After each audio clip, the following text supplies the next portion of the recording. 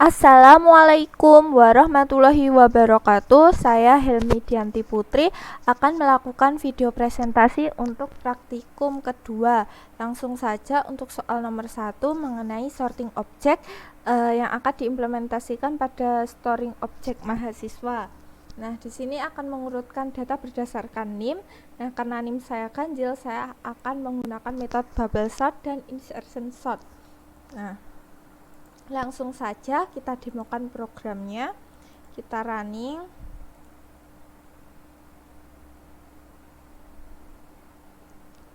Nah, outputnya akan seperti ini. Ini sebelum diurutkan masih acak-acakan, dan ini setelah diurutkan menggunakan bubble sort, dan ini menggunakan insertion sort. Nah, di sini diurutkan berdasarkan NIM dari NIM terkecil menuju NIM terbesar. Nah, bagaimana algoritmanya? Langsung saja ke kelas data array. Nah, di sini metode bubble sort saya itu masih sama seperti yang ada pada modul. Jadi, di sini itu yang membedakannya kan kalau di modul itu bukan objek kan yang kita urutkan kan data integer. Nah, di sini itu kita tuh mengurutkan berdasarkan file yang ada pada objek. Jadi kita itu mengurutkan objek berdasarkan file yang ada di dalamnya. Jadi file itu kita gunakan untuk mengurutkan objek tersebut. Nah, untuk memanggil file tersebut kita memerlukan metode getter supaya bisa dibandingkan file tersebut, kita akses. Nah, di sini kita gunakan metode getter untuk menampilkan NIM, untuk mengakses NIM dari objek tersebut, dari objek mahasiswa tersebut.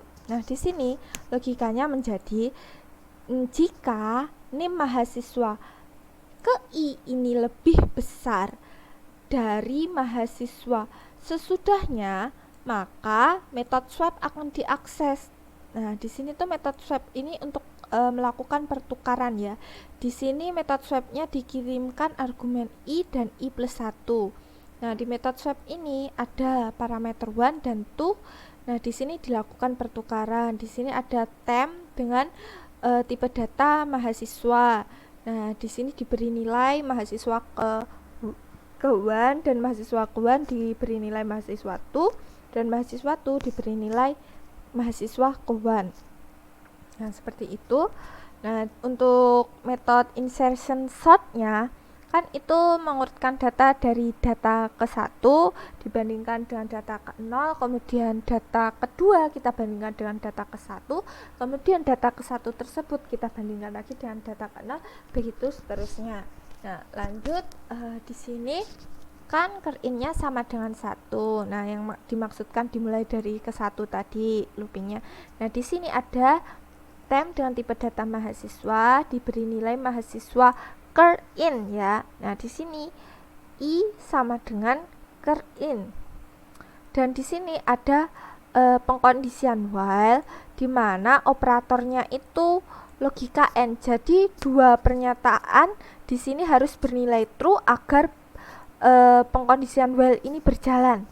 Nah, di sini I lebih dari 0 ini harus bernilai true, dan NIM dari mahasiswa ke I-1 ini harus lebih dari atau sama dengan NIM dari mahasiswa ker-in. Jadi ini juga harus bernilai true, baru while ini berjalan, dan ketika bernilai true maka akan ditukar, akan di-swap di sini dengan mahasiswa ke I diberi nilai mahasiswa sebelumnya. Nah, sedangkan di sini I-nya akan di decrement berkurang 1. Nah, jadi mahasiswa sebelumnya diberi nilai temp atau mahasiswa ker-in tadi ya, ke ker-in tadi indeksnya. Nah, lanjut untuk soal nomor 2. Nah, untuk soal nomor 2 di sini tuh kita tuh disuruh mengurutkan objek-objek objek mahasiswa tersebut berdasarkan dari namanya. Jadi nama kan tipe datanya string. Di sini saya menggunakan metode compare to yang ada pada kelas string ya. Jadi di sini karena NIM saya ganjil, saya menggunakan selection sort by name. Nah, seperti itu.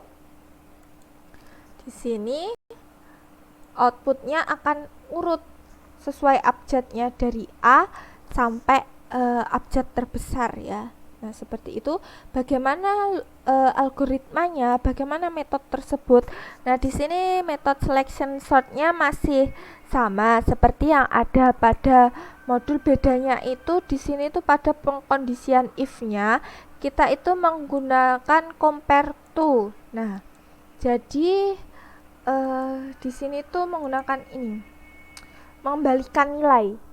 Jadi ketika yang dikembalikan itu bernilai kurang dari 0, maka string objek yang dibandingkan tersebut itu tuh seharusnya tuh lebih dulu, berarti bernilai lebih dulu daripada string argumen ini. Nah, seperti itu.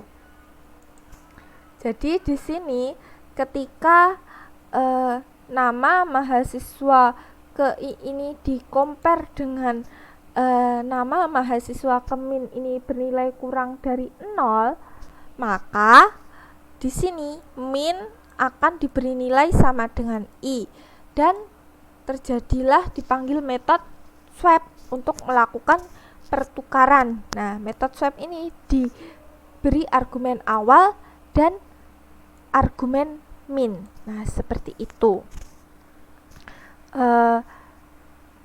Untuk lebih jelasnya, di sini itu kan compare to itu tuh tanpa jadi kita tuh mengabaikan besar kecilnya huruf. Nah, seperti itu. Di sini ketika yang dikembalikan itu bernilai 0, maka yang dibandingkan itu sama. Jadi sama panjangnya stringnya itu. Nah, ketika lebih dari 0 berarti yang dibandingkan itu tadi objeknya itu lebih berada setelah string argumen tersebut. Nah, seperti itu. Sekian penjelasan dari saya. Apabila ada kurang lebihnya saya mohon maaf. Akhiru kata, wassalamualaikum warahmatullahi wabarakatuh.